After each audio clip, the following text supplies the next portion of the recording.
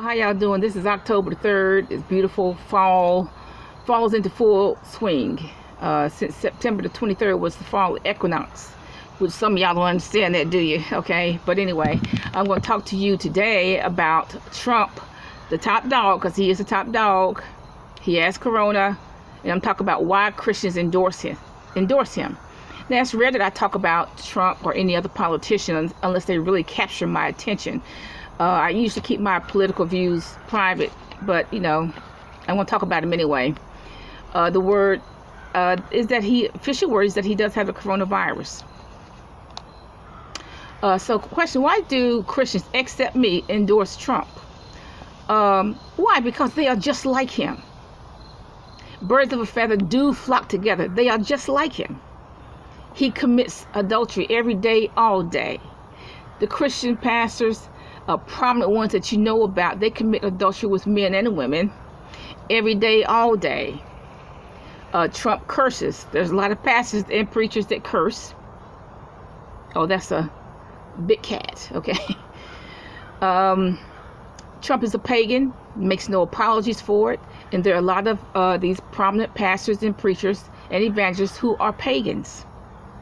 They preach by day, but they're pagans by night. In Jeremiah and the book of Lamentations, he talked about that. How they were priests by day, but they were pagans by night, had pagan rituals by night. Okay? Trump wheels and deals. And these pastors try to wheel and deal, and that's why they end up broke, because they don't understand what they're doing. Okay? Trump is insensitive to poor people, and I think a lot of these pastors and evangelists are very insensitive to poor people. They could transform a lot of these communities single-handedly. They could transform Skid Row single-handedly, but they're not. Trump has a pretend marriage, fake and phony marriage, but that's not uncommon. The Clintons had a fake and phony marriage. They still have a fake and phony marriage. People who are only married on paper. Okay, and there's a lot of Christians who have fake and phony marriages, as we have seen in the last few weeks. They only married on paper. Okay, so those are some of the reasons why I can think of that Christians endorse Trump. I mean, some of them won't even get out of bed unless they gave him $1 million to $20 million. So I would think the Republican Party is paying a lot of money for that endorsement. Now, Trump, we perceive that Trump is a billionaire. The New York Times said he owes $400 million. So why isn't he writing checks?